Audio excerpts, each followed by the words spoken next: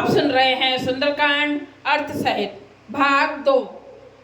हनुमान ते परिसा कर पून किन कीन प्रणाम, राम काज कीने बिनो मोय कहाँ विश्राम। अर्थ सुनिए इसका। हनुमान जी ने उसे हाथ से छू दिया, फिर प्रणाम करके कहा, भाई श्री रामचंद्र जी का काम किए बिना मुझे विश्राम कहाँ। चौपाई। जाते पवन सुत देवन देखा, जाने कहूँ बलि बुद्धि विशेषा, सुरसा नाम अहिन के माता, पढ़हिन आई कहीं ते बाता। अर्थ सुनिए इसका। देवताओं ने पवन पुत्र हनुमान जी को जाते हुए देखा। उनकी विशेष बल बुद्धि को जानने के लिए परीक्षार्थ उन्होंने सुरसा नामक सांपों की माता को भेजा। किसको भेजा? सर्पों की माता को। उसने आकर हनुमान जी से यह बात कही। क्या कही? सुनिए चौपाई में। आज सुरन मोहि दीन आहारा, पवन सुनत बचन कहे पवन कुमारा, राम काज करे फिर बे आवो, सीता कही सुध फिर बहु सुनावो। अर्थ सुनिए इसका। आज देवताओं ने मुझे भोजन दिया है।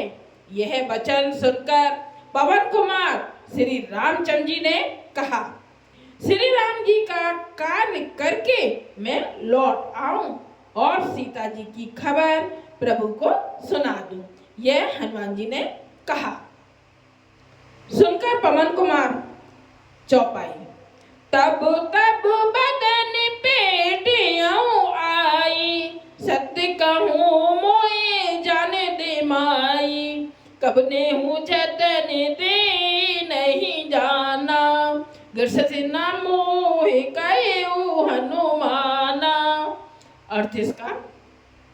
तब मैं आकर तुम्हारे मुंह में घुस जाऊंगा, तुम मुझे खा लेना। हे माता मैं सत्य कहता हूँ। हनुमान जी बोल रहे हैं, हे माता मैं सत्य कहता हूँ, अभी मुझे जाने दे।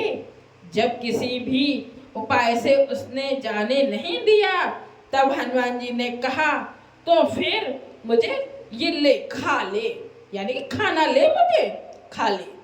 चौपाई।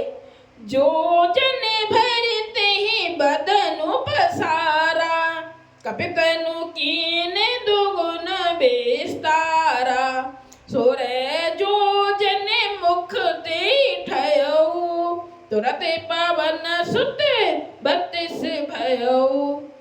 अर्थ इसका। उसने योजन भर का यानी कि 4 कोस में, कितनी कोस में? 4 कोस में मुंह फैलाया। तब हनुमान जी ने अपने शरीर को उससे 2 गुना बढ़ा लिया। उसने 16 योजन का मुख किया तो हनुमान जी ने तुरंत ही 32 का कर लिया। चौपाई। यस यस सुरसा बदन बढ़ावा, तासु दूने कपे रूप दिखावा, सतजो जन तेहि आनन कीना, अत लघु रूप पवन सुत लीना। अर्थ इसका। जैसे जैसे सुरसा मुख का विस्तार बढ़ाती गई यानी कि बड़ा करती गई, हनुमान जी उसका दूना रूप दिखलाते थे। उसने 100 योजन यानी कि 400 कोस का मुख किया, तब हनुमान जी ने बहुत ही छोटा रूप धारण कर लिया, जिससे कि उसके मुंह में घुस जाए और फिर निकल आए। ये सब हमने देखा है, सुना है। बदन पहिटे पुनि बाहिर आवा, मागा बिदाई सिरुनावा, मोहे सुरन जेहि लागे पठावा, बुध बल मरम तोर में पावा। अर्थ इसका सुनिए। और वह उसके मुंह में घुसकर तुरंत फिर बाहर निकल आए और उसे सिर नवाकर विदा मांगने लगे। उसने कहा, मैंने तुम्हारे बुद्धि बल का भेद पा लिया जिसके लिए देवताओं ने मुझे भेजा था। दोहा नंबर 2। राम काज सब करे हो, तुम बल बुद्धि निधान। आशीष दे सो हरस चले हनुमान। अर्थ इसका, तुम श्री रामचंद्र जी का सब कार्य करोगे क्योंकि तुम बल बुद्धि के भंडार हो। यह आशीर्वाद देकर वह चली गई। तब हनुमान जी हर्षित होकर यानी कि खुश होकर चली।